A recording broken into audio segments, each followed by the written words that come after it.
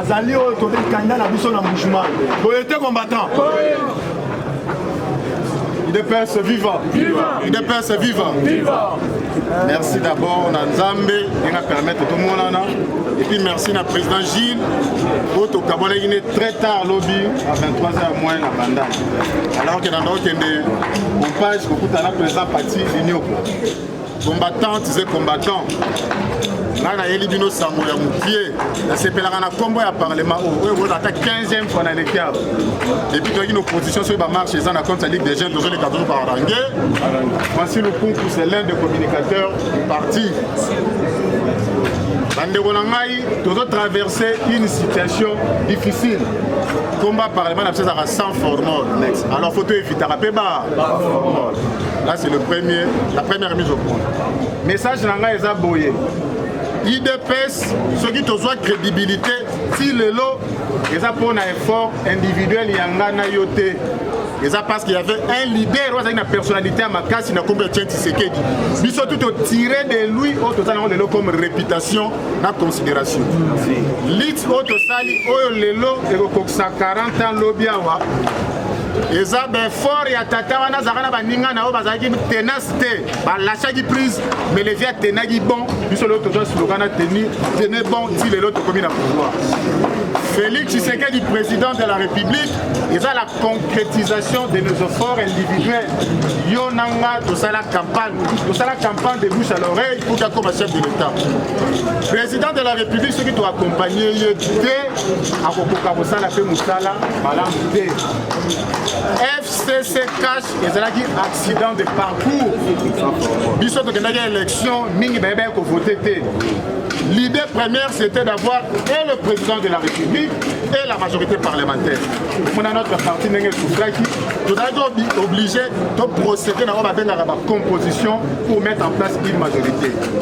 FCC 4, c'est très préjudiciable à Bisso. La preuve, grâce à l'ingéniosité de notre président Félix Tshisekedi Fati Béton, la vigilance et Bisso base et IDPS. On joue toujours rôle, il y a sentinelle. Derrière le fait et geste, il y a un partenaire a dit sur FCC Cash, d'autres comme qui n'a dissolution il y a FCC Cash, l'Union Union Sacrée et Botami. Mais combattants, tu sais combattants, tout même à raté. La table va parler, mais Belé Lobby a tient au moment, toujours pour nous passer message au Naïna Naokomawana. Namoni certains d'entre nous, au bazar peut-être dans relation personnelle, na ministre XY, il y a FCC Cash, bien Union Sacrée, na base na biso tout ça la effort tout bimisa babatwa. Au bazar na bango de guerre na bisoté. C'est des opportunistes. Arrêtez de diaboliser nos enfants maison pour des petites erreurs. Mutaza Monsanto Azate. Merci. Il y a certains combattants bazo soutenir bato ba outil libanda, on va diaboliser bananda tout ça la beauté.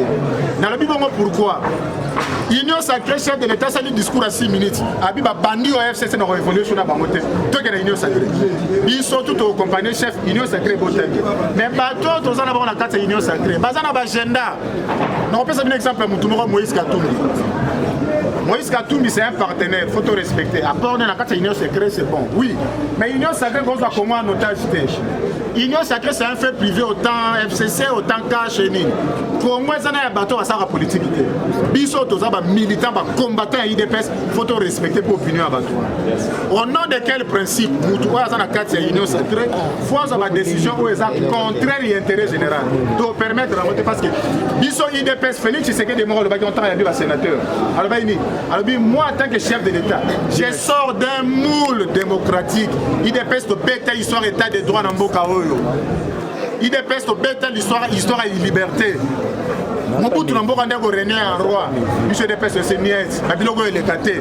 Notre pays fait comme un état démocratique. Donc pour ça c'est nécessaire na libanda. Mouzaya s'entêter to tindikié. Oya mande foyer to tché libanda. Merci. Lelo nega to joue solo l'objectif est ça. Donc concrétiser oya ezalaka na dénomination na moko ba dénomination ya parti na biso. Les progrès sociaux. Na une de chinois les qui avait dit solo ya social. Oui, c'est un des éléments ya union pour la démocratie et le progrès social. Il faut bien que ça ait un faut couverture santé. N'est-ce chef de l'État le Bessalama. Gratuité et kende. Banzele ton maman. Ils sont toujours en chance peut-être d'accompagner ma contribution à partir de l'intérieur. Congo profond comme il a l'intérieur et à Congo, bande de Congo qui bande de nation doit souffrir. Ndeko Moïse Katumbi sont sur les gars qui gouverneur il y a banque il y a Katanga. Azana bambongo la ebi ndenga zule yango. Ministère et mine et un ministère stratégique. Deux messages qui ont chef de l'État a sali confiance dans mon combattant a nommé ministre. Bandeko, ngana za chrétien na mo Kristo. Baboti na ba teisa ngasoko moni mundinga pambola mi sepela. Lobi ndeko yifu beaucoup na zalaki ministre le ba reconduire lobi pe ozalayo. Biso depuis to soit pouvoir na to salaté. Moi personnellement. Mais na beta ali bakute pour bandeko ba osana ba cabinet. Président Jito Zagina le la continue cabinet. Le panier circule de tour d'un chacun ya mutu na mutu et koya. Bandeko. Ce qui m'a on a biso ta premier ministre. On n'est pas censé en combattre. Merci. S'il y a un problème, toyeba de comment to sala ba pourquoi tant que ne fait rien. Mingi bazana déficit d'information bazo véhiculer ba fausses informations. Na beti ni solo ya ministère ya mini pourquoi? Budget na biso ya Congo. Si on est sur le 100%, bah effort mingi ya centaine à yango et outaka na secteur ya mini. Chef de l'État encore ministère ni zongi la biso FC, zongi la biso et zongi la biso IDPS apesi yango na maman tango. Mais ministre ya mine o aza na contrôle ya cadastre minier te aza étiquette. Cadastre minier ba onde ba kabola ba espace ba carré pour que yo exploité. Au foot ba pourcentage de nos jours les bénéfices réalisés et qu'il y a un trésor public, l'État a dispatché de manière équitable, il a formé richesse. Mais notre ministre Yamine a des difficultés. Pourquoi? Joseph Kabila a maman Sifate, Félix Tshisekedi a maman Marthe, tu as fait docteur Tshisekedi, la maman Denise. Constitution Congo le président de la République a une institution. Moutouana a une institution. Nous avons 4 institutions. Il y a l'Iboso, c'est l'individu président de la République. Peu importe comment on a eu. Il y a la présidente Gilles, il y a la chinois, il y a la Yo. Je suis comme président de la République au commis l'institution. La décision nous sommes au Ozala, Ozala T, au Tikala, nous sommes censés exécuter. Bande en décembre 2018, nous sommes tous emballés dans la fièvre de l'élection. Donc une élection, Félix Tshisekedi il faut gagner. Mais Kabila sont pendant 18 ans, ils sont malins. La petite machine va dire ah, Chadar a peut le cater. Mais comment on va assurer la barrière garde dans la banque? Kabila a procédé à un certain nombre de mises en place dans l'entreprise et à l'État. Nous, dans le secteur, il y a 4 ordonnances. Ordonnance ont posé problème, mais ordonnance numéro 18 par 038, il y a le 27 décembre 2018. Joseph Kabila a l'hommoni, M. Jean-Félix Moupande, directeur général de la cadastre minier, a remplacé une dame, Maman Chantal. Maman Anna, Aza Moutou Yakiv. Jean-Félix Moupande, Aza Moutou ya province, Moro Songolo, na Otanga Kombote, et puis la province, on a Baza Babeta Babote. Tant que l'ordonnance soit bimi, Jean Félix Moupande, oh la province, la salle clique n'a pas vendu l'habiter. Et qu'on Kabila a privilégié, après qu'on privilégié, on a Yakif. Encore ministre de la mine dans la province n'a pas mot. La salle pression à exécuter l'ordonnance sur la nature.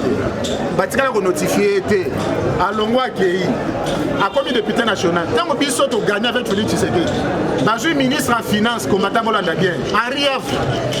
Alors ça l'intérim, yé pas yé, à boy qu'on notifie. Donc il y a un FCC cash qui tombe au ministre à mine, à boy qu'on notifie. Maintenant vous faites que c'est une union sacrée à Maman Samba. On a d'abord 1 combattant c'est IDPS, 2 Azamoutou à province Wanate, 3 yé maman wana a commis les lettres. Et puis c'est Banomanga il fait un contre la Moussala na Okota. Lui elle a son tour à s'aligner. A combien de journal officiel où ils appellent diriger dans la IDPS? On dit vite. Journal officiel a répondu que l'ordonnance soit valable, des abrogés. directeur général aussi va bien le ministère à ce qui va commettre à répondre à la ministre Amine sur un contrôle à cadastre minéré où est le Bible où est minéré à Congo à mon avis c'est une occasion d'exécuter l'ordonnance à notifier pour que remise et reprise ça le 31 mai.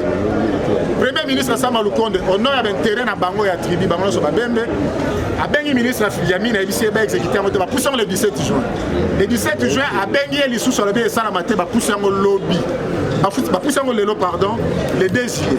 Mais avant ça a bengi sous ministre Yamine a initié au Salamate pour la raison il y a PC au PC date de Salam. Alors bande ko biso to ko mona bino pouvoir. On a commis humiliation. Et commis humiliation pourquoi parce que moko ya biso azan difficulté. Azan difficulté parce que le premier ministre est chef hiérarchique répond à Souga oh et Salami sur instigation mais c'est Moïse Katumbi. Oh azan a intérêt dans domaine ya mine. Mutu ko bossa na moto toyebi. Ndeko wana saisir Sama Lukonde est ministre ya mine a Tchanase. Alors biso de lobby le président de la République Félix Tshisekedi doit avoir les contrôles sur tous les carrières miniers. Chef de l'État. Chef de l'État qui est à Colès, alors il va mine à Congo fait profiter de la bande à Congo. Mais tant que ce messieurs au sein de la Moutou Makassi, tous en la même mise sur les côté. Et puis il faut me poser la question, au nom de quel principe un individu force tout un service de l'État en otage. Bandeko, ordonnance à la signer pas, n'a pas tout ça par mon compte à la signer. Comment on va exécuter ordonnance à la signer pas Kabila? Mais oui, Kabila c'est une institution, aujourd'hui il n'est plus là. Ordonnance on a un avantage, il y a Moko, il y a Bisso Baba, il y a UDPS. Si le monsieur n'est pas là, chers combattantes, chers combattants, totique à diabolisation à Banot. Nous sommes lobby, nous avons projeté une grande marche. Donc, ça, la Macambo, au-delà de nos intérêts partisans. Nous avons IDPS, ça fait 11 ans, on est très actifs, c'est depuis 98 que nous sommes dans cette partie. Et puis, comment nous fonctionnons. Donc, même à mouvement, les amis. Donc, même à pour un système de l'eau, le monsieur, c'est un milliardaire. À côté d'Abaran Abisso, passe à Motiambon. Les amis, soyons honnêtes envers nous-mêmes. Au nom de quel principe ordonnance en vigueur ou abrogée, il faut exécuter à côté. Depuis ce lobby, les autres ont la marche, comme la bataille de peste va violer ma mesure barrière. Nous devons respecter la consigne de l'autorité sanitaire. Mais dans les 10 jours, pour repérer sa date, ça va aller. Sur les 2 jours, nous allons vers Bino pour vous dire comment tout ça, ensemble avec ma président du Parlement. Jusque-là, nous allons continuer à vous féliciter. Ma président du Parlement, félicitations parce que le monsieur a réussi déjà à faire quelque chose. Le président du Parlement, mais certains, il y a des combattants, heureusement, pas dans la décision. Combien de gens sont influencés? Donc, même en matin, on repère $100. On repère, groupe Mora Batorina, on a payé $5 000 à transport. Les amis, on a repère ça pour transport à $5 000.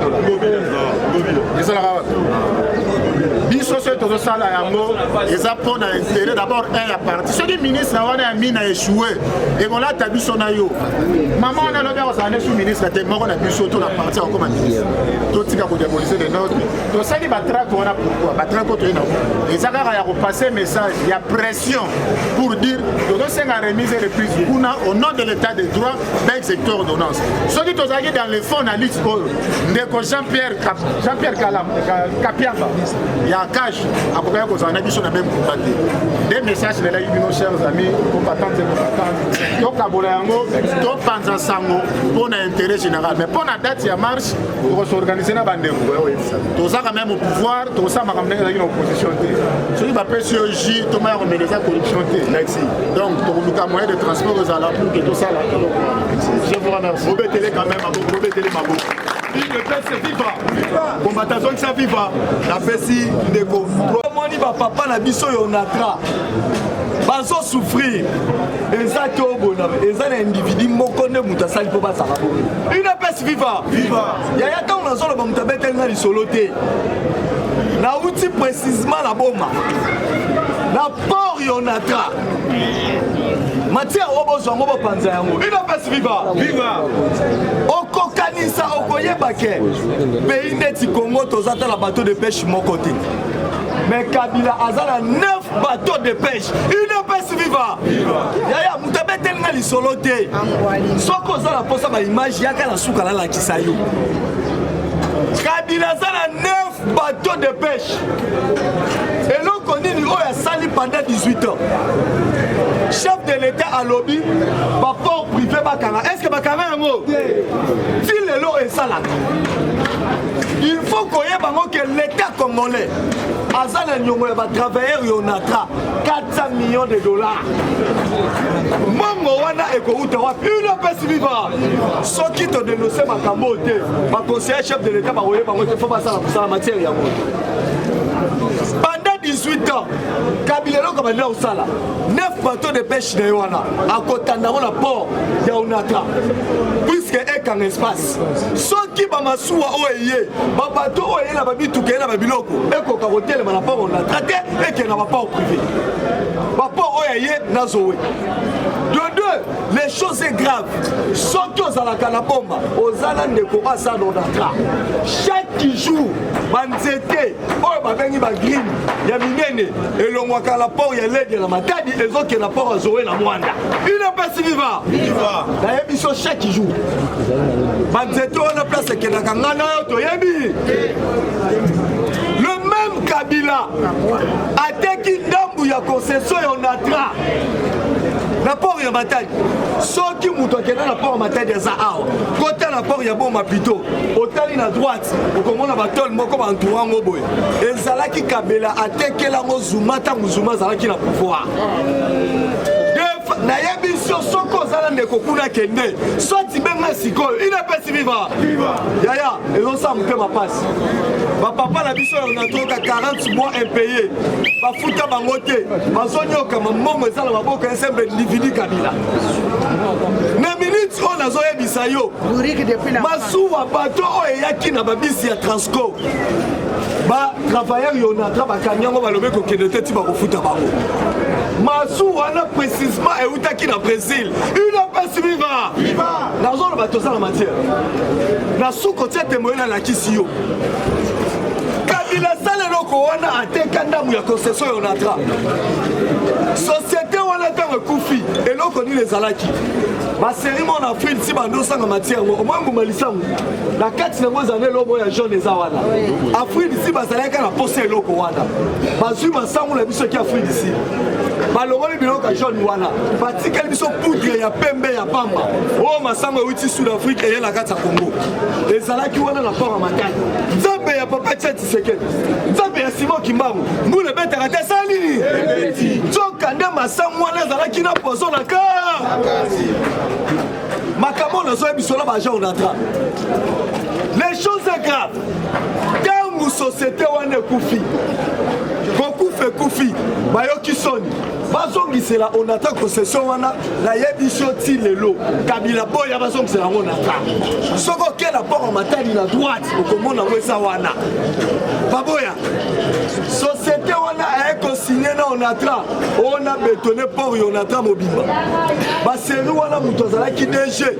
Ya Onatra ezalaki kimbembe mazungu. Une passe viva. Viva. Tata wana za moyibi mune. Société wana ba signé Onatra. Onatra apesa bango 6 millions. Pour pas bétonner port ya bomba. Mais kimbembe mazunga. Tellement zalaki DG Onatra. Ba série wana accueilli comme ma dossier wana na Afritech. Afritech ezali société oyakali. Kimbembe mazunga contrat ya 6 millions amené on a 18 millions. On a attrapé à Bimisala Tassani. Yaya, dans une soutien à Kosolola, la fédérale à IDPS la bombe. À tout le monde a Azoko sa chef de l'État. À tout Azo travaille la vision chef de l'État. À tout à Sakanina fédérale à IDPS la 4 IDPS à la bombe.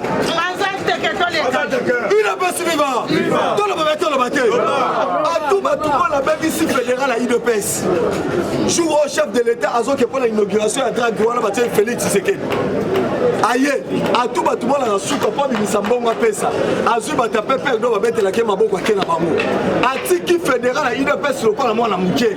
Oya za la tembe benga fédéral à IDPS tunai.